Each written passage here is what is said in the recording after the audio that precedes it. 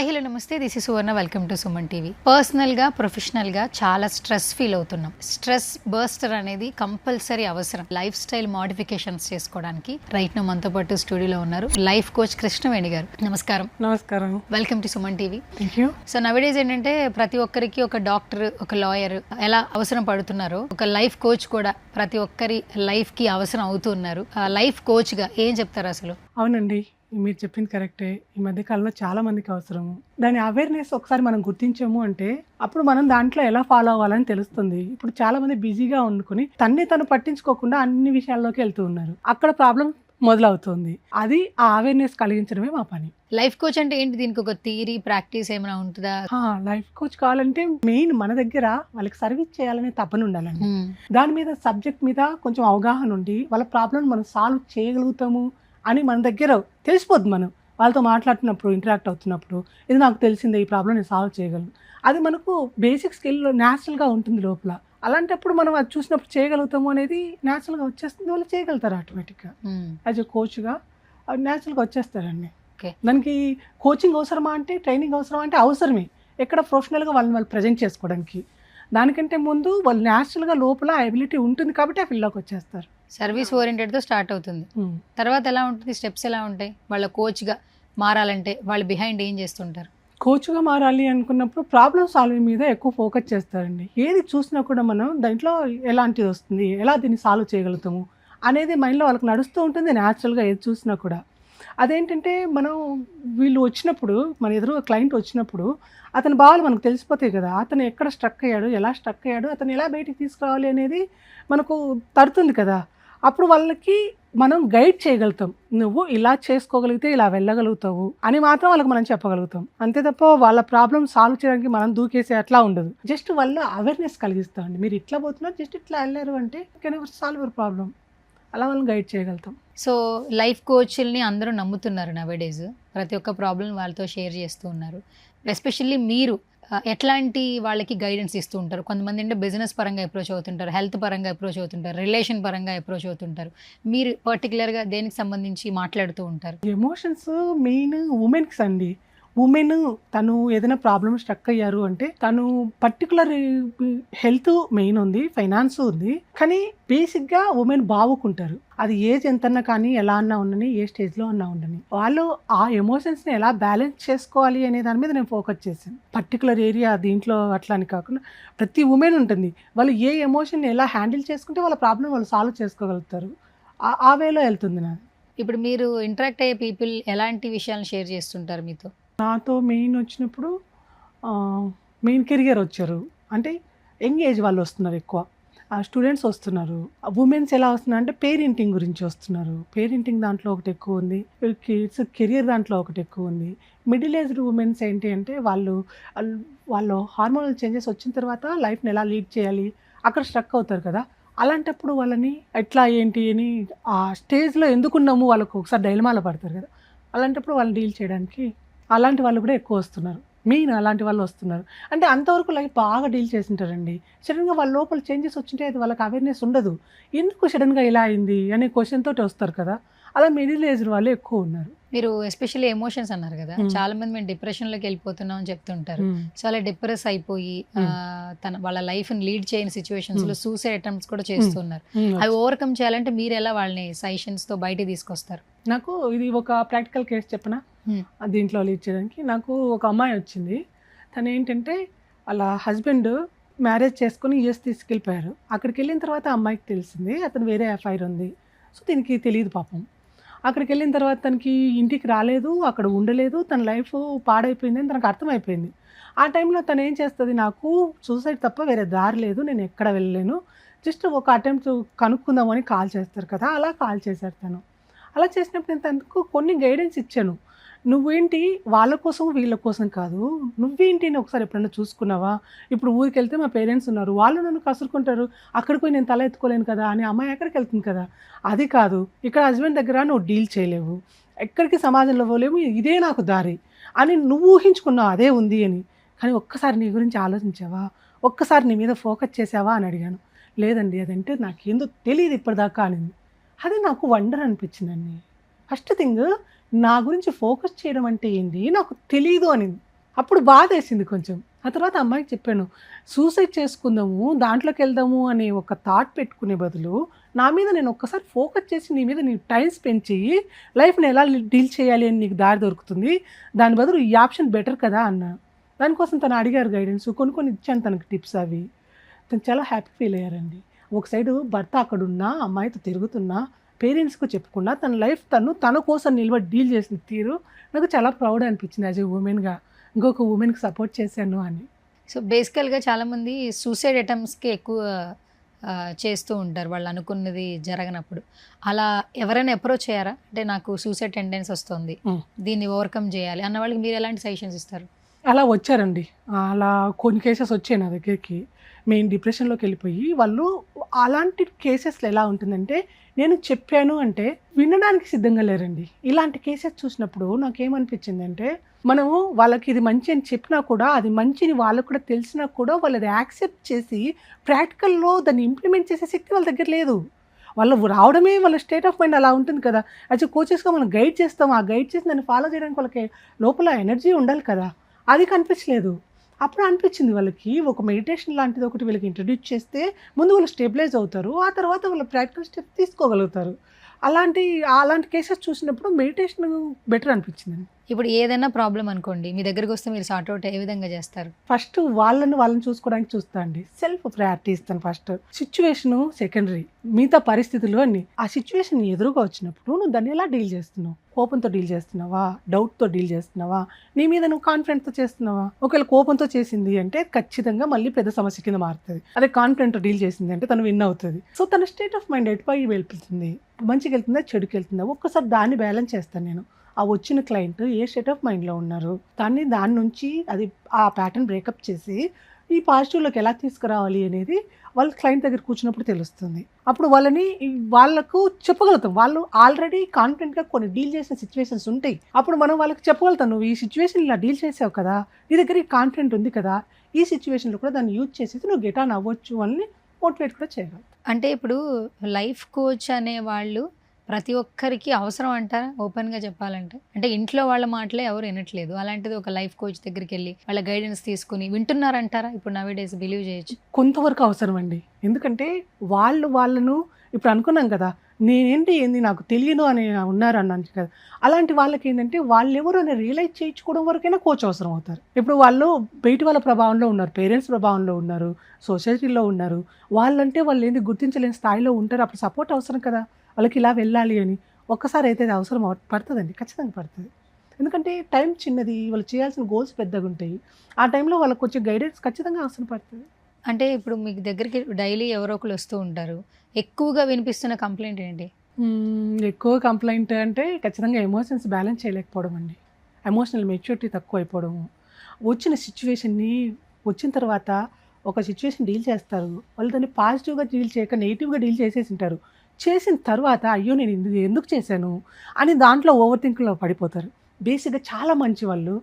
కానీ ఈ చిన్న తప్పు కారణంగా ఇక్కడే ఆగిపోయి ఫ్యూచర్‌నంతా పాడు చేసుకున్నారు. అంటే ఇదే ఆలోచిస్తూ కూర్చున్నారు, స్ట్రక్ అయిపోతే వాళ్ళ ఎనర్జీస్ అన్నీ అక్కడే ఆగిపోతాయి కదా! ముందుకెలా వెళ్తారు? వెళ్ళలేక ఆగిపోతారు వాళ్ళు. వాళ్ళు చేసేదేంటి? అక్కడ ఆలోచిస్తూ ఉండడం. నువ్వు ఇది కాదు, ఇక ముందుకెళ్ళడానికి ఆలోచించాలి. ఇది పాస్ట్ ఈజ్ పాస్ట్ అయిపోయింది. దాన్ని అక్కడే ఉంచేసి ఫర్దర్ వెళ్ళాలి నువ్వు. వాళ్ళకి గైడ్ చేయాలి కదా! సో, అలాంటప్పుడు అది ఉపయోగపడుతుంది. ఇప్పుడు లైఫ్ కోచ్‌లని అందరూ నమ్ముతున్నారు. ఓకే. మేము కూడా బిలీవ్ చేస్తున్నాం. సో, ఒక లైఫ్ కోచ్‌ని అప్రోచ్ అయిన తర్వాత, వాళ్ళ ప్రాబ్లమ్ చెప్పిన తర్వాత, ఆపోజిట్ పర్సన్ లైఫ్ స్టైల్ ఏ విధంగా మారిపోతుంది? అంటే సక్సెస్ రేట్ ఎంతుంది? సక్సెస్ రేట్ గుడ్ క్వెషన్ అండి. వాళ్ళు వచ్చిన తర్వాత ఆ క్లయింట్ ఎంత చెయ్యాలని తపనతో వచ్చాడు అనే దాని మీద డిపెండ్ అయి ఉంటది. ఇప్పుడు తను వచ్చారు మా దగ్గరికి. అన్ని రకాల అందరూ ఒకలాగా రారు. కొందరు ఏదో విని తెలుసుకోకపోవడానికి వస్తారు. కొందరు ప్రాక్టికల్‌లో ఇంప్లిమెంట్ చేయాలంటారు. అది వాళ్ళ మీద డిపెండ్ అయి ఉంటదండి. వాళ్ళ స్టేట్ ఆఫ్ మైండ్ మీద. కొందరు నిజంగా సీరియస్‌గా వస్తారు. చెప్పినట్లు ఇంప్లిమెంట్ చేస్తారా, వాళ్ళ రిజల్ట్ చాలా హై ఉంటాయి. ఎట్లా అంటే మనం చెప్పాము ఇది చెప్పిన తర్వాత వెంటనే ఒక కేసు అలాగే అయింది నాకు. నేను వెళ్ళినప్పుడు తను వేరే విషయాలన్నీ నాతో మాట్లాడుతూ ఉంది. అప్పుడు తనకి నేను ముందు ఈ సిట్యుయేషన్‌లో ఇది కదా నీకు మ్యాటరు, దీంట్లోకెళ్ళిందని ఆ ప్రయారిటీ వాళ్ళకి చూపించాం గదా! అప్పుడు వాళ్ళు వెంటనే ఇంప్లిమెంట్ చేశారు. అట్లా వాళ్ళు ఇంప్లిమెంట్ చేయగలిగినప్పుడు రిజల్ట్ తొందరగా వస్తాయి. వాళ్ళు తొందరగా గ్రో అవుతారు. ఆ క్లయింట్ మీద డిపెండ్ అయి ఉంటుంది. వాళ్ళు ఏ స్టేట్ ఆఫ్ మైండ్లో వస్తున్నారు, దేనికోసం వస్తున్నారు, ఎలా వస్తున్నారు. అయితే ఇప్పుడు ఏ ప్రాబ్లం అయినా ఒక లైఫ్ కోచ్ వల్ల సార్ట్ అవుట్ అవుతుంది అంటారు. నా ఎమోషన్స్ లెవెల్లో అయితే నేను చెప్పగలుగుతా అండి, Yeah. ఖచ్చితంగా అవుతుంది. ఏ జనరేషన్స్లో ఉన్న వాళ్ళకైనా సరే లవ్ అనేది కీ రోల్. లవ్ చేయడం, తర్వాత బ్రేకప్ అవ్వడం. లవ్ చేసేటప్పుడు ఖచ్చితంగా మ్యారేజ్ చేసుకోవాలని లవ్ చేస్తుంటారు. సో డెకేడ్కి లవ్ మారిపోతుంది. 10 yearsకి ఒకసారి. ఇప్పుడున్న లవ్ అసలు టోటలీ డిఫరెంట్. సిచ్యువేషన్షిప్లు, రిలేషన్షిప్లు వచ్చేసాయి కాబట్టి సో వీటి గురించి పక్కన పెడితే ఒక ఇద్దరు పీపుల్ మధ్యన సూపర్ లవ్ ఉండింది, బట్ వాళ్ళకి కపుల్ అయ్యే ఛాన్స్ లేదు. ఇద్దరు ఒకరికొకరు తెలియకుండా డిప్రెస్లోకి వెళ్ళిపోతున్నారు. సో వాళ్ళ డిప్రెస్ లేకుండా మెచ్యూరిటీ లెవెల్స్ బిల్డ్ చేసుకుని గుడ్ ఫ్రెండ్స్గా మారొచ్చు అని చెప్తుంటారు. అంటే చూసే పర్సన్కి ఆ పెయిన్ తెలీదు, ఆ ప్లేస్లో ఉన్న వాళ్ళకి ఆ పెయిన్ తెలుస్తుంది. వాళ్ళు ఈ ప్రాబ్లమ్ సార్ట్ అవుట్ చేయాలి. ఒక లైఫ్ కోచ్ దగ్గరికి వెళ్తే ఈ ప్రాబ్లమ్ సార్ట్ అవుట్ అయ్యి ఎవరి కెరీర్స్లో వాళ్ళు బాగుంటారంటారా? తప్పకుండా అండి, ఎలా, ఏ విధంగా? ఖచ్చితంగా ఉంటారు. వాళ్ళ ఇద్దరి మధ్య వద్దు, మ్యారేజ్ వద్దు, మనం విడిపోదాం అనుకున్నప్పుడు వాళ్ళకి ఇక్కడ ఎమోషన్స్ యూజ్ అవుతాయి. వాళ్ళు ఎక్కడ స్ట్రక్ అయి ఉన్నారు, ఏ ఎమోషన్కు వాళ్ళు అయి ఉన్నారు, ఇప్పుడు మనకు కెరియర్ ముఖ్యమా, ఇది ముఖ్యమా, ఇవన్నీ బేరీజ్ చేసేసి వాళ్ళు క్లయింట్ మన దగ్గర కూర్చున్నప్పుడు వాళ్ళు ఖచ్చితంగా చెప్పగలుగుతాం. వాళ్ళు గెట్ ఆన్ అవ్వగలుగుతారు కూడా. దాంట్లో చాలా ఈజీగా అవుతారు, స్టెప్స్ కూడా చాలా ఈజీగా ఉంటాయి. ఎందుకంటే మెయిన్ వాళ్ళు ఒక్క ఎమోషన్ పట్టుకుని దాంట్లోనే ఆగిపోయి ఉంటారు. దాని కారణంగా అదే ఇప్పుడు దీనికి ఎగ్జాంపుల్ చెప్పమంటారా? ఒకటి మనం కందిరీగ ఉంటుంది, వాళ్ళ దగ్గరికి వెళ్తుంది బయటికి వెళ్దామని, గాజు అడ్డం వస్తుంది, అదే దారిని కొట్టుకుంటూ వెళ్తుంది కదండి. కొట్టుకుని అక్కడ పెట్టి చచ్చిపోతుంది అది. అలా కాదు, ఒకసారి చుట్టూ చూసామంటే ఓపెన్ చేసిన డోర్లు తెలుస్తాయి కదా. ముందు ఫ్రంట్లో మన కార్ డోర్ ఉంటుంది, అది ఏం ఓపెన్ చేయలేము మనం, అది అక్కడికి వెళ్ళి కొట్టుకుంటుంది. మిగతా డోర్స్, విండోస్ అన్నీ ఓపెన్ చేసాము, అది కొంచెం పక్కకు వచ్చిందని బయటకుండా వెళ్ళిపోవచ్చు. అట్లా వాళ్ళు కూడా ఇదే కాదు నా లైఫ్, నాకు ఇంకా ఉన్నాయి ఒక్కసారి చూడగలిగారా, అప్పుడు దాన్ని లైట్గా తీసుకొని ముందుకు పడితే వెళ్ళిపోగలుగుతారు. చాలా ఈజీ, అది అవేర్నెస్సే కలిగించగలుగుతాం. కానీ ఇప్పుడు అది ఇంకా అడ్వాన్స్ స్టేజ్లోకి వెళ్ళి ఒకరి మీద ఒకరు దాడి చేసుకునే పరిస్థితులు కనిపిస్తున్నాయి కదా. లవ్ బ్రేకప్ చెప్పింది అనగానే మెయిల్ వచ్చి ఏదో ఒక అటెంప్ట్ చేస్తున్నారు, లేదా ఒక ఫీమేలే బ్రేకప్ చెప్పాడు అనగానే వాళ్ళు సూసైడ్లు చేస్తారు. ఇలాంటి రోజు డైలీ ఇలాంటి న్యూస్లు చూస్తూ ఉన్నాం. అసలు ఇవన్నీ చూస్తున్నప్పుడు మీకు ఎట్లా అనిపిస్తుంటుంది? అదే ఎమోషన్స్ బ్యాలెన్స్ చేయలేకండి. వాళ్ళ ఎమోషన్స్కి ఒకసారి అవేర్నెస్ వచ్చింది అంటే అప్పుడు ఖచ్చితంగా చేయగలుగుతాం. వాళ్ళకి ఓకే, వాళ్ళ ఎమోషన్స్ మీద వాళ్ళకి అవగాహన లేదు, అది అంత ఈజీగా అంత చిన్న వాటికి రియాక్ట్ అవుతున్నారు అంటే అది ఎక్కడ జరుగుతుంది, ఏం జరుగుతుందని ఒకసారి మనం చూడగలుగుతాం. మీరు అన్నట్టు కోపంతో చాలామంది గట్టిగా అరుస్తూ ఉంటారు. అలా అరవటం వల్ల కూడా వాళ్ళకి హెల్త్ ఇష్యూస్ వస్తాయని అంటూ ఉంటారు.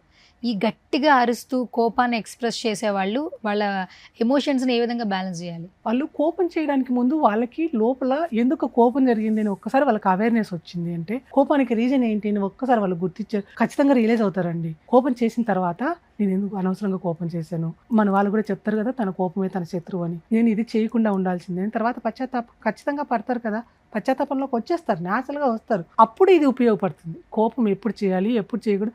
1-2 సార్లు ఎవరి జీవితంలో తప్పులు జరుగుతాయండి. కోపం అనేది ఎవరైనా చేసేసే ఉంటారు, కానీ అది మళ్ళీ రిపీట్ కాకుండా ఒక లెవెల్లో ఆపగలిగేసి పాజిటివ్లోకి మార్చి ముందుకు ఎలా వెళ్ళాలి అని వాళ్ళకు ఈజీగా ట్రైన్ చేయొచ్చు. వాళ్ళు ఒకసారి కనుక్కున్నారు ఆ ప్యాటర్న్, ఇది కోపం చేయకూడదు, ఇలా కూడా వెళ్ళొచ్చు, దీన్ని ఇలా కూడా హ్యాండిల్ చేయొచ్చు అని ఒక్కసారి వాళ్ళకి అవగాహన వచ్చింది అంటే కోపం జోలికి వాళ్ళే వెళ్ళరు. ఆ కోపాన్ని పాజిటివ్గా మార్చుకొని ఇంకా బాగా బెటర్గా డీల్ చేసుకోగలుగుతారు లైఫ్ని ముందుకి. కృష్ణవేణి గారు, ఇప్పుడు నవేడేస్ డిప్రెస్లోకి వెళ్ళే వాళ్ళ సంఖ్య పెరిగిపోతూ ఉంది, స్ట్రెస్ ఎక్కువైపోతుంది. ఈ డిప్రెషన్ ఓవర్కమ్ చేయాలి, అసలు ఈ డిప్రెస్ మూడ్లోంచి బయటికి రావాలి అంటే సో మీరు ఇచ్చే సజెషన్స్ ఏంటి? డిప్రెషన్ క్యాండిడేట్ని ఎలా బయటికి తీసుకురావాలి? ఏం లేదండి, వాళ్ళతో టైం స్పెండ్ చేయకుండా అనవసరంగా వాళ్ళ ఎనర్జీ అంతా ఇప్పుడు వాళ్ళ జీవితంలో వాళ్ళు కోల్పోయి ఉంటారు ఒక వ్యక్తిని కానీ, వాళ్ళు చేయలేని విషయాన్ని కానీ, ఏదో జరిగింటుందండి. దాన్ని కారణంగా వీళ్ళు అది ఇంకా తిరిగి రాదు, నాకు నేను దాన్ని పొందుకోలేను అనే బాధను రిపీట్ చేసుకుంటూ ఉంటుంది మనసులో. ఆ రిపీటెడ్ థాట్స్ ఇంకా వేరే ఏం ఆలోచించలేదు, ఇదే ఆలోచించారు. ఇంకా ఫర్దర్కి వాళ్ళకి ఏం కనిపించదు, శూన్యం ఉంటుంది. అంటే వాళ్ళు ఆలోచించలేదు కదా నేను ముందుకు వెళ్ళాలి అనే ఆలోచన, కానీ పాజిటివ్గా ఉండాలని దాని గురించి వాళ్ళకి ఏం థాట్ లేదు కదండి. సో వాళ్ళు ఇక్కడే స్ట్రక్ అయిపోయింటారు, ఇంకెటు వెళ్ళాలో కూడా తెలియదు కదా, ఇటు వెళ్ళాలి ఏం చేయాలి అని. అప్పుడు వాళ్ళకు ఈ అవేర్నెస్ కలిగించగలుగుతాం. అది గడిచిపోయింది, అది పాస్ట్, దాని గురించి ఆలోచించడం కాదు, అది స్ట్రక్ అవ్వడం అని. అది కొంచెం టైం టేకింగ్ ప్రాసెస్, కానీ ఖచ్చితంగా బయటకు అయితే రాగలుగుతారు. మనం మార్చలేని విషయాలు, కొన్ని వదిలేసిన యాక్సెప్ట్ చేసేయాలండి ఫస్ట్. వాళ్ళకి అది నేర్పించాల్సి వస్తుంది. ఇది జరిగిపోయింది, ఇంకా ఇది ఇంతే అని వాళ్ళకు ఒక్కసారి యాక్సెప్ట్ ఇట్ అని నేర్పించాము అంటే తీసుకురా. ఓకే, మెయిన్గా ఇప్పుడు ఇంత జర్నీలో మీరు క్రిటికల్గా ఫేస్ చేసినటువంటి ఒక క్లయింట్ దగ్గర నుంచి ఒక స్టోరీ చెప్పండి, ఎక్స్ప్రెస్ చేయండి మా ఆడియన్స్ కోసం. అవునండి, నేను ఒక ఆవిడ గురించి చెప్తాను. తను తన దగ్గర యాజ్ ఏ కోచ్గా నేను నేర్చుకున్నాను. ఫస్ట్ చెప్తాను, క్లయింట్కి మనం చెప్పడం కాదు, వాళ్ళు మన గురువులాగా చూస్తానని. నేను ఆ క్లయింట్ దగ్గర తీసుకున్నది ఏంటి అంటే, తను చెప్పిన తీరు, ఎన్ని సిచ్యువేషన్స్ వచ్చినా అండి, అసలు ఎవరు సపోర్ట్ చేయలేదు, సిచ్యువేషన్స్ అన్నీ ఉన్నాయి. వాళ్ళ భర్తకు హెల్త్ ప్రాబ్లం వచ్చింది, తను ఉండాలి అంటే అంతవరకు తను భర్త చాటు తప్ప బయటికి రాలేదు. ఆయనే లోకం, ఏం చేసినా ఆయనే చేసేవారు, ఆయన దగ్గరే ఉండేది. ఒక్కసారి ఆయనకి హెల్త్ ఇష్యూస్ వచ్చాయి, హాస్పిటల్కి వెళ్ళాల్సి వచ్చి తిరగాల్సి వచ్చింది, అన్ని పనులు తను చేసుకోవాల్సి వచ్చి బయటకు వచ్చింది. అలాంటి ఆవిడ సిచ్యువేషన్ ఎలా ఉంటుందండి? తను వచ్చినప్పుడు నా దగ్గరికి, తనతో నేను మాట్లాడుతున్నప్పుడు ముందు నేను అనుకున్నది ఏంటి అంటే, ఈవిడకేం తెలియదు, వాళ్ళ భర్త చాటున ఉండింది కదా, ఏం తెలియదు అనుకున్నా. కాదండి, వాళ్ళు నార్మల్ హౌస్ వైఫ్ లాగుంది, భర్త వెనకాల ఉంది అనుకున్నాం. కానీ ఆయన బాగాలేదని పడిపోయినప్పుడు ఈమె స్కిల్స్, ఈమె హ్యాండిల్ చేసిన తీరు, ఈమె పైకి తీసుకొచ్చిన తీరు చూస్తే నాకు అనిపించింది extraordinary women sir.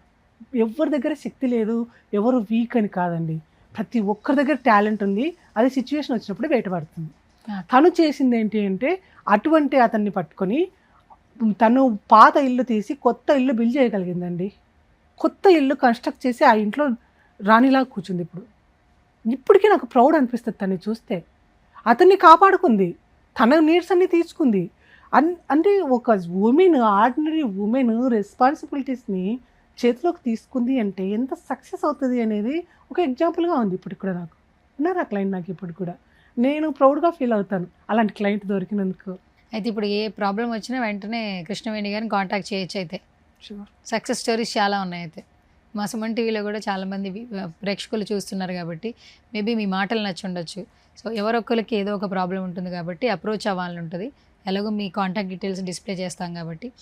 Once again nice meeting Krishnaveni గారు, చాలా చక్కగా మాట్లాడుతున్నారు. ఫస్ట్ వెరీ పాజిటివ్ ఆరా మేము మీతో మాట్లాడినంతసేపు కూడా.